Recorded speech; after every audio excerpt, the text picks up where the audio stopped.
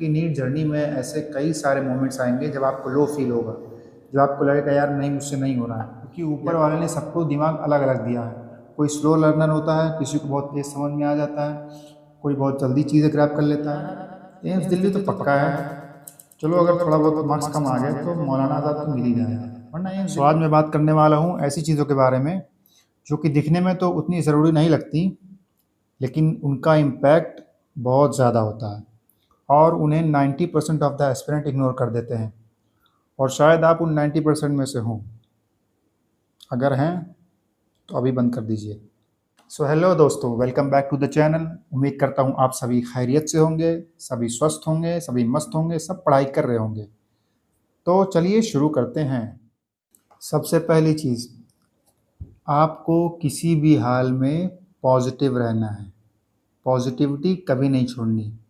आपको ऐसे लोगों से दूर रहना है जिनको मिलते ही आपका कॉन्फिडेंस एकदम शैटर हो जाता है, चाहे वो आपके क्लासमेट हो या आपका कोई रिश्तेदार हो या आपका गली मोहल्ले वाला हो या कोई भी हो। आप पूरी कोशिश करें कि ऐसे लोगों से मीलों दूर रहें, क्योंकि नीट जर्नी में ऐसे कई सारे मोमेंट्स आएंगे जब आपको लो फील होगा, जब आपको लगेगा यार नहीं मुझसे नहीं हो रहा है, या कभी मान लीजिए आपके टेस्ट में मार्क्स कम आ गए, या कभी कोई चैप्टर टफ लग रहा है, या सिलेबस पीछे चल रहा है।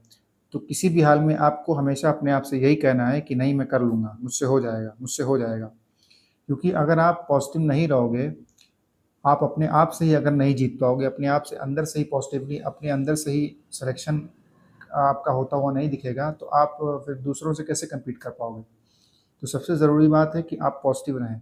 मतलब हाल तो ये होना चाहिए कि आपसे कोई भी पूछे ना कि भाई इस बार सिलेक्शन तेरा हो रहा है, तो आप कहें कि यार एम्स दिल्ली तो पक्का है। चलो अगर थोड़ा बहुत मार्क्स कम आ गए तो मौलाना आज़ाद तो मिल ही जाएगा, वरना एम्स दिल्ली तो रखा ही हुआ है। मतलब मान के चलिए एम्स दिल्ली तो मिलेगा ही मुझे।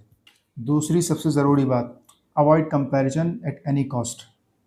मान लीजिए आपकी क्लास में कोई स्टूडेंट है जो आपसे ज़्यादा मार्क्स स्कोर करता है। क्लास में जब कोई सवाल पूछते हैं टीचर, तो आपसे ज़्यादा अच्छा रिस्पॉन्स करता है और आपसे ज़्यादा अच्छा टाइम दे रहा है पढ़ाई को, ठीक है। तो उससे उसको देख के आपको कोई अपने आप से कंपेयर करने की ज़रूरत नहीं है, क्योंकि ऊपर वाले ने सबको दिमाग अलग अलग दिया है।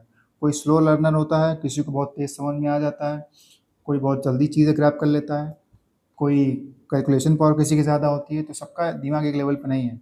तो आप अपने आप को दूसरे से कंपेयर करने के बजाय खुद से कंपेयर करें कि मेरे पिछली बार इतने मार्क्स आए थे, या मैंने पिछली बार इतने क्वेश्चन सॉल्व किए थे, तो आगे मैं इससे बेटर कर पाऊँ। इससे क्या होगा कि आपकी खुद की सेल्फ ग्रोथ होगी।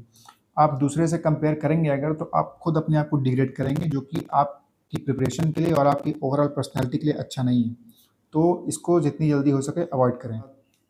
आपको गोल्स ऐसे रखने हैं जिन्हें आप पूरा करने की क्षमता रखते हों।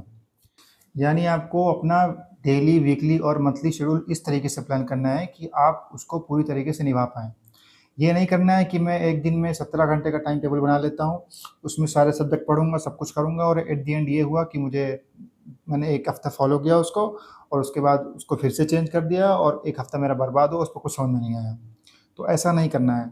आपकी बॉडी और आपका दिमाग जिस टाइम टेबल को और जिस सीटिंग कैपेसिटी को अलाउड कर रहा हो, आप वही फॉलो कीजिए। जल्दबाज़ी में आप किसी टॉपर को देख के अपना शेड्यूल मत बनाइए। आपका शेड्यूल वैसा होना चाहिए कि जो आपको सूट करे और आपके दिमाग उसके बेहतर परफॉर्मेंस दे सके, ऐसा होना चाहिए। तो time table should be realistic. Choose quality over quantity. बहुत से स्टूडेंट क्या करते हैं कि वो बताते हैं कि मेरा 17 घंटे का सीटिंग टाइम है, मेरा 15 घंटे का सीटिंग टाइम है। हालाँकि उससे कुछ फ़ायदा नहीं होता है। 15 घंटे, 17 घंटे तो बैठ जाते हैं, लेकिन उनका स्टडी टाइम जो होता है सिर्फ़ 6-7 घंटे का ही एवरेज निकलता है। तो आपको चूज़ करना है क्वालिटी ओवर क्वांटिटी। यानी कि आप कोई भी चैप्टर अगर पढ़ रहे हैं, मान लीजिए फिज़िक्स में पढ़ रहे हैं आप, तो उसको आप अच्छे से मन लगा के पढ़िए। आप ज़्यादा करने के चक्कर में उस चैप्टर का एसेंस जो है आप मत छोड़िए। यानी कहने का मतलब ये है कि आप कोई भी टॉपिक पढ़ रहे हैं तो आप उसको मन लगा के पढ़िए। उसको आप ख़त्म करने के चक्कर में मत रहिए कि मैं जल्दी-जल्दी से इसको ख़त्म कर लूँ, फिर अगले टॉपिक पे स्किप कर जाऊँ।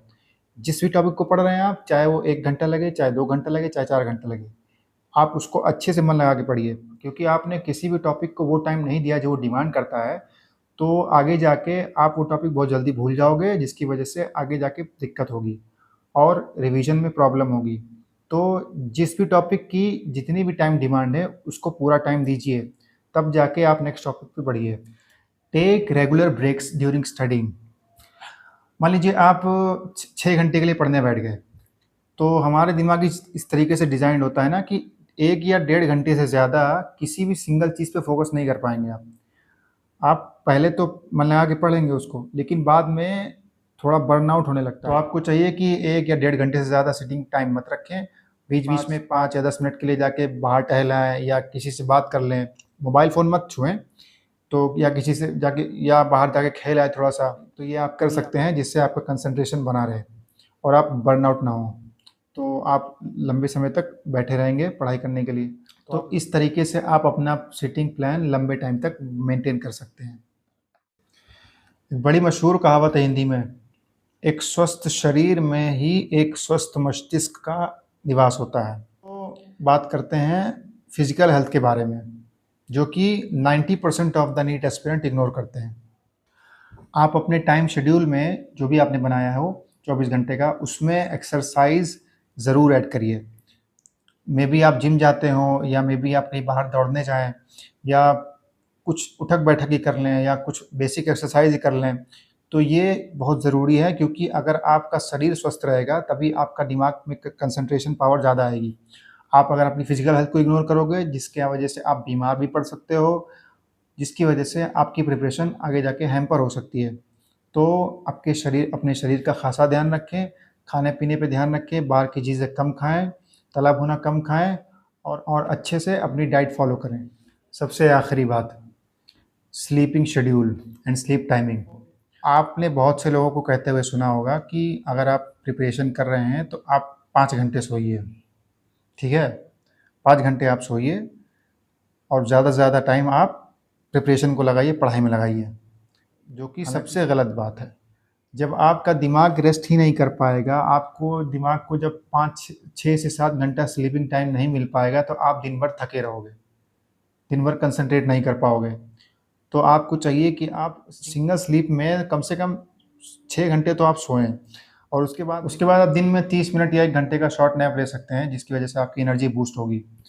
तो स्लीपिंग को इग्नोर मत कीजिए। बहुत से लोग कहेंगे कि 4 घंटे सो जाओ, 4.5 घंटे, 5 घंटे सो जाओ, ये गलत चीज़ है। आप 1 महीना सो के लगातार देखो, 1 महीने बाद आपका कंसंट्रेशन पावर एकदम कम हो जाएगा, बीमार हो जाओगे। तो स्लीप को खासा ध्यान रखें। तो इसी के साथ वीडियो को करते हैं ख़त्म। उम्मीद करता हूँ आपको काफ़ी कुछ सीखने को मिला होगा। जो कुछ भी कमी रह गई हो कमेंट सेक्शन में कृपया करके बताएं, ताकि मैं अगले वीडियो में उसको सुधार कर सकूं। तब तक के लिए हंसते रहें, मुस्कुराते रहें, पढ़ाई करते रहें, मेहनत करते रहें। Okay, bye.